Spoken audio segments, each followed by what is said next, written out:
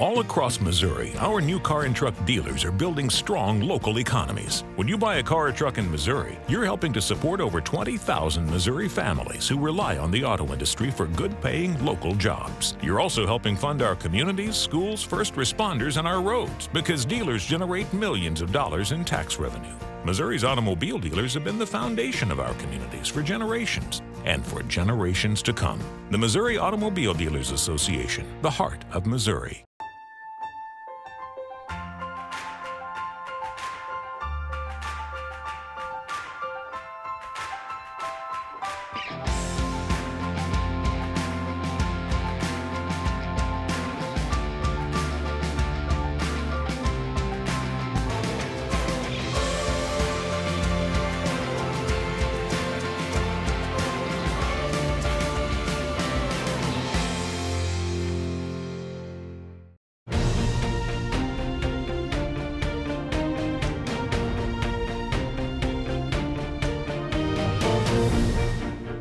The legislature came to the halfway point this week, ending with spring break coming up next week, and we're here today joined by Senator Eric Schmitt, candidate for state treasurer, to kind of recap the first session. Senator, welcome. Thanks for having me. What did the Senate do for the people of Missouri in the first half of the legislative session? Well, I think one of the really important things we did early was we worked on Senate Bill 5, which was a bill that I worked on that deals with municipal court reform.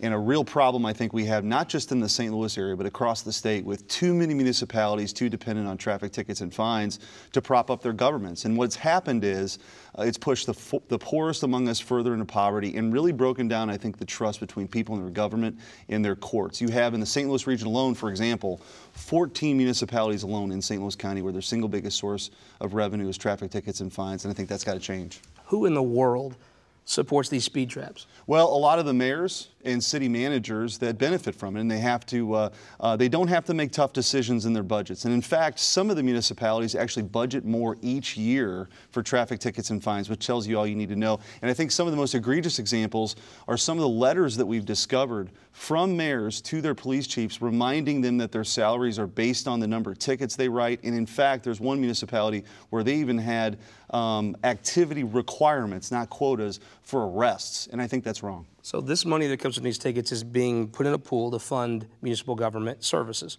Is there anything stopping these cities from just raising taxes and being upfront with their citizens and saying, hey, this is what we provide, this is what it costs, will you pay for that? That's part of the problem. I don't think they're being open and honest. I'll give you an example. In St. Anne, here in St. Louis County, they, just 6 years ago, wrote about 1,000 tickets, and we got about $500,000 worth of revenue from traffic tickets and fines. Once the Northwest Plaza closed, which used to be the largest mall in the country, they now write about 9,000 tickets a year and derive $3.5 million worth of revenue. So you don't need to be a rocket scientist to figure out what's going on. This is about revenue generation, and I think that in a bipartisan way, with Tea Party and conservative groups aligned with the ACLU, this has gotten national attention. I think we're on the right track. There was one Tea Party leader in the state that told us last week that this bill, if enacted at the current levels, would do more to actually cut government than maybe anything since the Hancock Amendment. Yeah, and I think that what it requires is us to have priorities, but also disempowers, I think, some of the folks that have benefited from their munis and their bloated governments being propped up,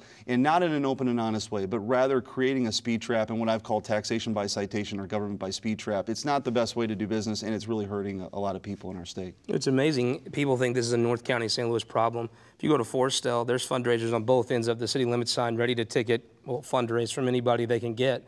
How do you communicate to outstate Missouri that this is you too? Well, the first thing we need to recognize is the law is actually named after Max Creek, which is a small rural community that was a notorious speed trap on the way to the Lake of the Ozarks. You've got also cities like Foley, Missouri, that derives over 2/3 of its revenue from traffic tickets and fines. There are small communities all across our state that are using these speed traps to fund their government, and people ought to be able to expect better. What it has done is it has broken down that trust between people and their government and their courts, and that's what we're trying to correct. There's certainly, I don't think anybody, if they were devising a portfolio of what revenue a municipality would get, would think that, you know, half of the revenue that a city gets is the right amount from traffic tickets and fines. So we're trying to lower that, and we're also having some serious repercussions.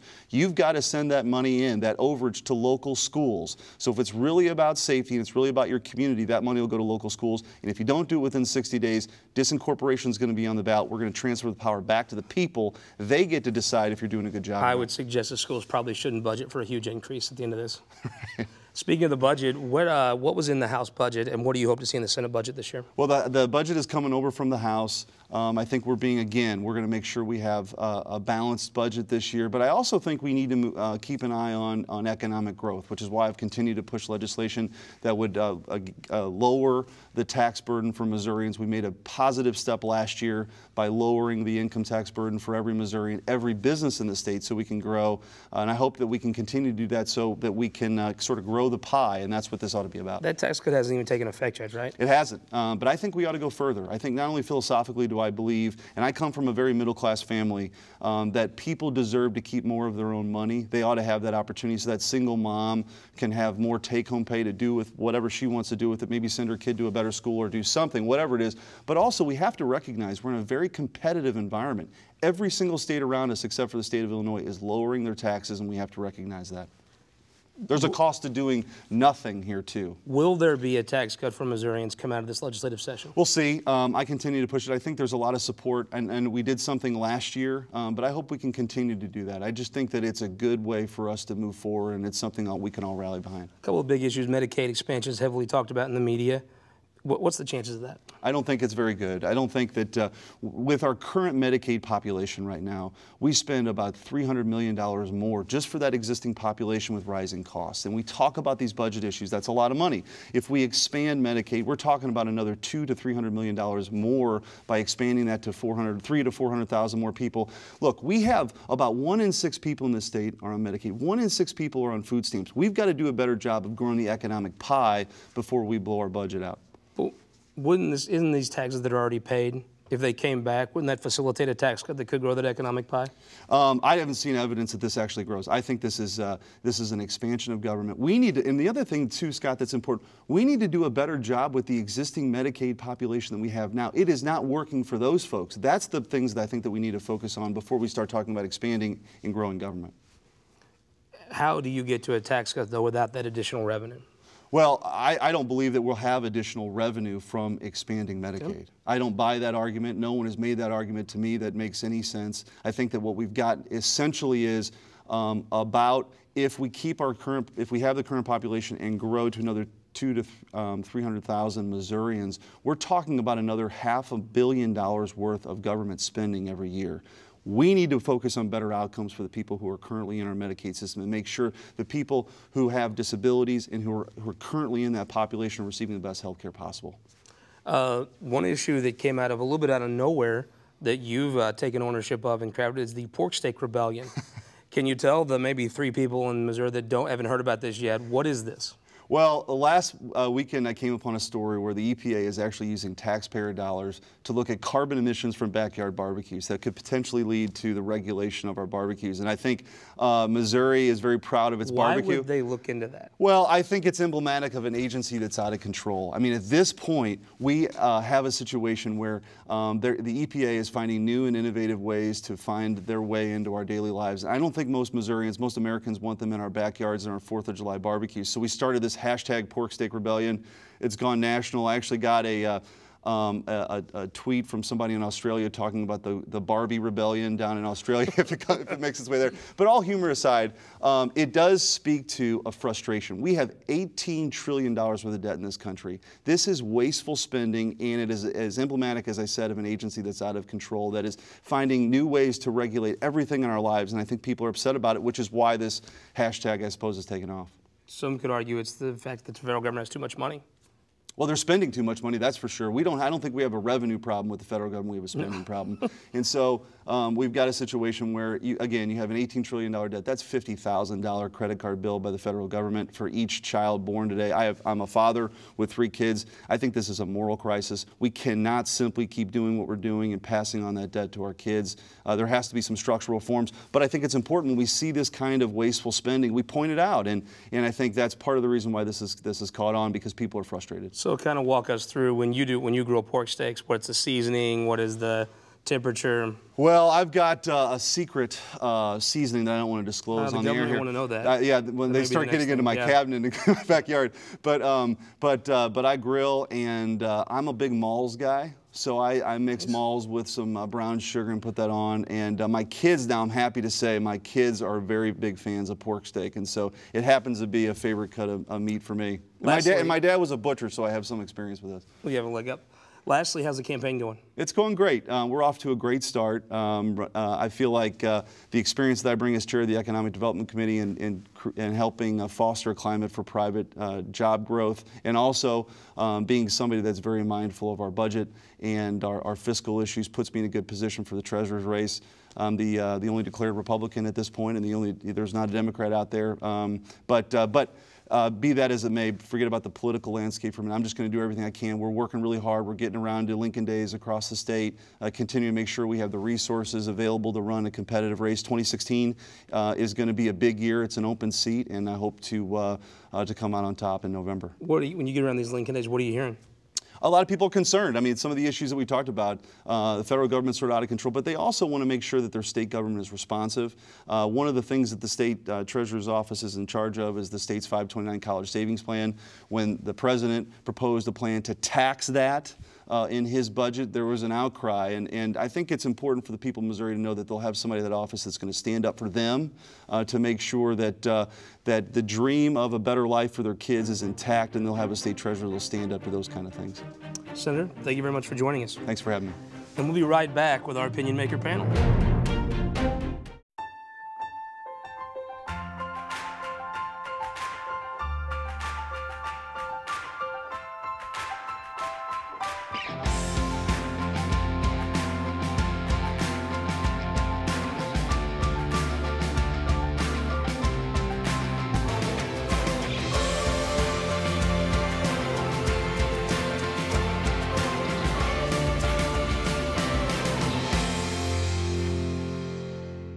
All across Missouri, our new car and truck dealers are building strong local economies. When you buy a car or truck in Missouri, you're helping to support over 20,000 Missouri families who rely on the auto industry for good-paying local jobs. You're also helping fund our communities, schools, first responders, and our roads, because dealers generate millions of dollars in tax revenue. Missouri's automobile dealers have been the foundation of our communities for generations and for generations to come. The Missouri Automobile Dealers Association, the heart of Missouri. And welcome back to This Week in Missouri Politics. We're joined now by our Opinion Maker panel. Producer on this show and Democratic strategist, Lynda Brotherton. Republican activist, Paul Berry. Then we have two rising stars in the state legislature, Tracy McCreery from here in St. Louis, and Representative Caleb Rowden from in Columbia. Representative, we'll start with you. What happened the first half of this session? You know, I think it was a good session. I think what you've seen coming down from our leadership is a very strategic, intentional plan on how to push big ticket items. And so you look, and we started out by voting down our pay raise, and then we proceeded to pass right to work, medical malpractice, education reform, school transfer, unemployment insurance, welfare reform, a budget 3 weeks early with $75 million for K through 12. And we did that with big numbers, nothing under 90, and a few of them with a veto-proof majority. So I think we've seen good leadership from the top and a strong, united Republican caucus as we move into the second half of the session. It probably was one of the most active first halves of session in the House in a very long time. Yeah, absolutely. And was that by design, I guess? It absolutely was. We feel good about it. The media wanted a more spelled-out plan from Speaker Deal up front. He had it, but we did it the way we were going to do it, and now I think in hindsight, it's moving very well. Representative McCreery, I understand you probably pushed the red button on a lot of those issues that Representative Brown just talked about. Yep. What did you think of the first half of session? Well, I was really disappointed that we still have not had a debate on Medicaid expansion. You know, sure, we did pass the budget early, but the state of Missouri is missing out on a huge economic development tool. Expanding Medicaid would not only give access to about 300,000 Missourians to health insurance, but it would also be a huge job creator and a huge boom, I think, to the state of Missouri. Walk me through this, though. So you pay federal taxes now. Right. And other states get them back. And does Missouri get theirs back? Well, right now, by not taking the Medicaid expansion money, and if we had expanded Missouri Medicaid this year, the federal government would be paying 100% of that expansion. Okay. We're going to lose another $2 billion this year by refusing to expand Missouri Medicaid. And I'm under no illusion that we would be able to do it, but what I would like to see is for bills that are proposing expanding Medicaid to move through the committee process and make it to the House floor so that we can have a healthy debate, hear from both sides of the aisle on the pros and cons of expanding Medicaid. Interesting. Anything that happened you did like? Well, that's a good question. I do. The increased money for K through 12 had to be something you were happy with. It is. I was glad to see some increased funding for the foundation formula, but for more than a decade now, the state has promised public schools that we would fully fund the foundation formula, and we've never done that. So although, you know, there was a little bit of money that went in. Would Missourians pass a tax increase to fully fund that formula? I don't know. I think we should give Missourians the opportunity to speak on that. So, Lynda Brotherton, would people pass a tax increase to fully fund this formula, good or bad? In Missouri or Yes. Missouri, depending upon where you live? I don't believe so. I think people are so anti-tax in this state, it scares me. I do believe there are some things worth increasing your taxes for, and that's education, for sure. Sure. Paul Berry, Republican activist, would your cohorts oppose, how openly would they oppose a tax increase? Well, there's no growth in government. I mean, you can just see the red sign with the line through it. We're going to have to figure out how to save money that we're spending. I'm not saying we need to not increase money on education, but we're going to have to find it from somewhere. And the biggest problem here is our government's wasting millions of dollars, municipal courts that are running. There's more tax dollars out there that we can utilize towards this, but it's not going to be through growth. We're going to have to deal with what we got. Representative Rowden, what is the argument against, if you're paying the taxes anyway, is there not a fiscal responsibility argument that if the federal government's going to force you to pay the taxes, and they will, why don't you get the benefit back? And if you did get the benefit back, could you then take some of the money you're currently putting in Medicaid and invest in other things like maybe even a tax cut? Well, I think there's two problems with the argument. One, the argument has been made by a lot of my Democratic friends that if we send it back, it's going to fund other states' Medicaid, which is patently false because for every dollar we send to the federal government, we get $1.22 back. So there's no reason to believe that our money is funding Medicaid expansion in other states. I think the other thing that you have to look at is the trajectory of growth in our existing population. 900,000 current Medicaid recipients, $1 billion in new spending for that current population in the last 5 years, $170 million this year alone. It's an unsustainable trajectory. And so if we're going to look at an expansion conversation, you have to make sure that you're expanding a system and a program that works and that functions best for the people that are using it, but also provides the best value to the state. And we haven't had that conversation yet, and I have yet to see a Democrat propose a solution that would allow us to fix the trajectory of increased spending for current Medicaid. Next topic. This session has been incredibly eventful. We had the senator on that talked about municipal court reform. Lynda Brotherton, does municipal court reform pass? Are there caps on these speed traps? I think it will pass, though I don't think it'll be as easy as people think. I mean, they're still going to have to make up that money. Who supports speed traps? Well, here's the thing. Nobody supports a speed trap. But these municipalities, these are jobs, and these are a stream of revenue. Why doesn't the mayor go to the city and say, we provide these services, here's what it costs, this is what your tax rate needs to be to provide this, and let them decide? I think they're afraid they'd say no. No, I'm all for it. And just like I said, nobody likes to raise taxes. Maybe the government's not worth it to them. That may be true. You know, we've got a new county executive. I don't know if he'll want to absorb all these municipalities. That will be a big job. But I think if we're patient, and I do believe in people, let's remember this is about people and people making the right decision by working together. And if we give them you know, a little space, I think they will do the right thing in these municipalities. We can't attack them. We can't go after them. Really? I really do. There's a lot of mathematical data that says that's not going to happen. I think if we have a good leader in Steve Stenger, our new county executive, I think he can lead these municipalities. He doesn't support these speed traps, does he? Oh, nobody does. Yeah. Nobody does. Nobody does. Tracy McCreery, does this bill pass? I think it does pass. I think there's bipartisan support for it. The thing I'm worried about, though, is that we're too deep in the weeds, and some people seem to think this would be the solution to the Ferguson issue. And I think there are a lot of other things going on that have to be addressed. One thing Speaker Diehl mentioned at the beginning of session was he didn't have a Ferguson agenda. Some people applaud him, other folks wanted to talk about it more. Isn't good public policy good for Ferguson, Farmington, and everywhere in between? Exactly. And how is this not good public policy? Well, the municipal court reform is good public policy, but I think there are a lot of things that keep pushing injustice onto people, whether it's African Americans or other minorities, or also just low-income people. And I'm worried that as a legislature, we're going to pass this municipal court reform and be like, whew, we're done, okay, the Ferguson problem's taken care of. And I think we have not even begun to address the real issues. Paul, does the bill pass? Well, the bill passes. The House representatives are more tied to the mayors, so there's going to be more pressure there. The senators sort of, because they absorb a bigger area. But the biggest problem is the Post-Dispatch has called this municipal court reform. Where's the reform with the municipal court?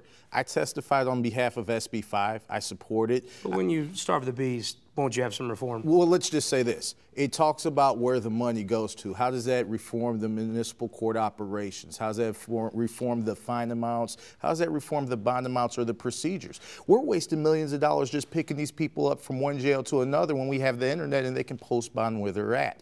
So it's been coined municipal court reform. But quite frankly, it's where the revenue goes. Now, I testified on behalf of SB 5, and I think the science to it originally was if we put the cops or we take the motivation out of it, things will fix themselves. And I don't support that proposition because we have right now, we have an appellate court judge. But does the bill pass? Well, the bill passes because Eric Schmitt's behind it. Representative Rowden, does the bill pass? I think it passes. I think it looks different when it gets out of the House. It'll go to conference. They'll work out the differences. Will there be more revenue from speed traps in the House version?